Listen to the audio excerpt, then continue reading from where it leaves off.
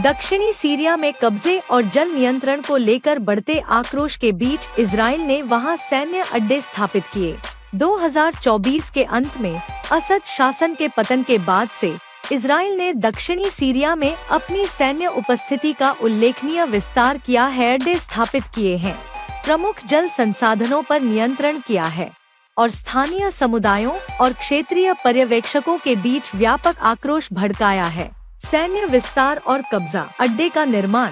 Israel ने पिछले 3 महीनों में कुनेत्रा और दारारा में 10 सैन्य अड्डे बनाए हैं, जिनमें सीरिया के संयुक्त राष्ट्र निगरानी वाले बफर जोन के अंदर भी शामिल हैं, जो 1974 के विघटन समझौते का उल्लंघन है। रणनीतिक स्थान।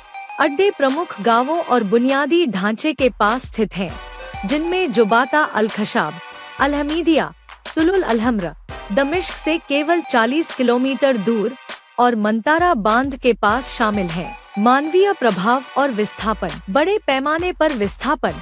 अल-हमीदिया में एक अड्डे के निर्माण के लिए रातों रात घरों को ध्वस्त कर दिए जाने के बाद 6000 से ज्यादा निवासी विस्थापित हो गए।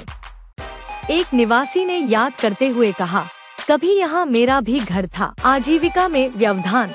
स्थानीय कृषि और मधुमक्खी पालन के लिए महत्वपूर्ण कृषि भूमि, बाग और जंगल नई सैन्य चौकियों के कारण बुलडोजर से ध्वस्त कर दिए गए हैं या दुर्गम बना दिए गए हैं। कई स्थानीय लोगों ने अपनी आय का मुख्य स्रोत खो दिया है। जल नियंत्रण एक रणनीतिक हथियार के रूप में बांधों पर कब्जा।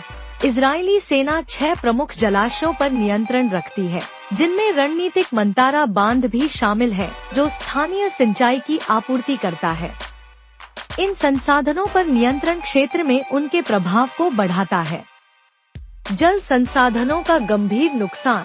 मंतारा बांध और अन्य संसाधन महत्वपूर्ण कृषि और नागरिक जरूरतों को पूरा करते हैं। पहुंच अवरुद्ध करने से सीरिया और पड़ोसी क्षेत्रों दोनों के लिए जल सुरक्षा पर गहरा असर पड़ता है।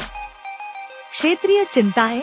रिपोर्टों से पता चलता है कि अल-वहदा जैसे बांधों पर इजरायली कब्जा सीरिया की 30% और जॉर्डन की 40% जल आपूर्ति को प्रभावित कर सकता है, जिससे सूखे की स्थिति और बिगड़ सकती है और भूराजनीतिक अस्थिरता बढ़ सकती है। क्षेत्रीय प्रतिक्रिया और प्रतिरोध। रणनीतिक मजबूती।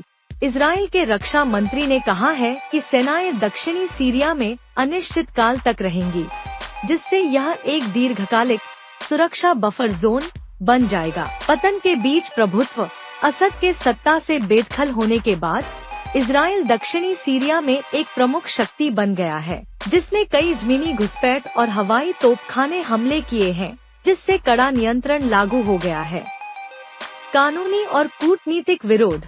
आलोचक इन कदमों को अंतर्राष्ट्रीय कानून का उल्लंघन बताते हैं और संयुक्त राष्ट्र के हस्तक्षेप की मांग करते हैं। सीरिया ने संयुक्त राष्ट्र सुरक्षा परिषद में शिकायत दर्ज कराई है। संयुक्त राष्ट्र के दूत गिर पेडरसन ने इजराइल के कब्जे को बिल्कुल अस्वीकार्य बताया है।